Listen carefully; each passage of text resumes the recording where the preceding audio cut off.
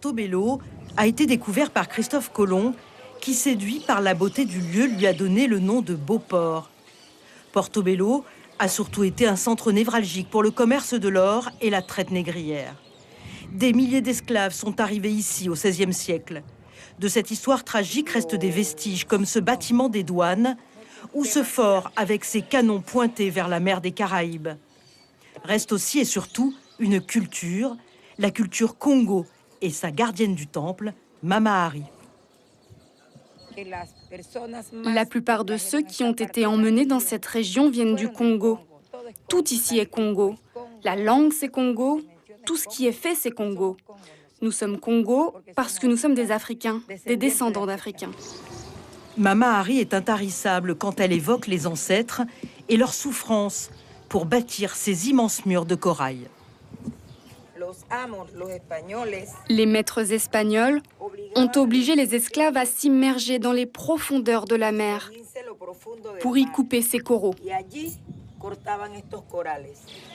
95% des habitants de Portobello sont d'origine africaine et la culture Congo fait partie intégrante de leur quotidien. Depuis 3 ans, ils ont même leur musée. Ici, on apprend comment les esclaves ont lutté pour leur liberté, comment ils ont adapté leurs connaissances traditionnelles à l'environnement local.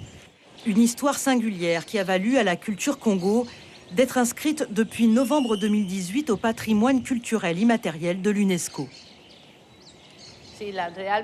Toute la population est très fière de cette décision parce que c'est la reconnaissance d'une culture, c'est l'histoire de la lutte d'un peuple libéré de l'esclavage, devenu cimarron, qui se souvient de son histoire avec fierté. Nous espérons que davantage de visiteurs viendront, que beaucoup de gens s'intéresseront à l'histoire, à la culture et à la nature de Portobello. La danse est l'une des composantes les plus importantes de la culture Congo. Une danse, mais aussi une forme d'expression pour dénoncer l'esclavage, évoquer les luttes pour la liberté ou encore parodier l'Église ou la couronne espagnole. Notre costume symbolise la liberté, celle pour laquelle le noir a tant lutté. La couleur de la robe représente la nature et la largeur évoque la liberté. Et le tour que nous faisons lorsque nous dansons, c'est le tour qui devait nous mener à la liberté. C'est pourquoi cette danse est libre, parce qu'elle nous mène à la liberté. La culture Congo se transmet de génération en génération.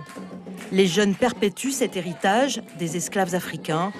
Ils sont les garants de leur histoire, ici, à Portobello. Suivez l'info sur Guyana Première, télé, radio et Internet.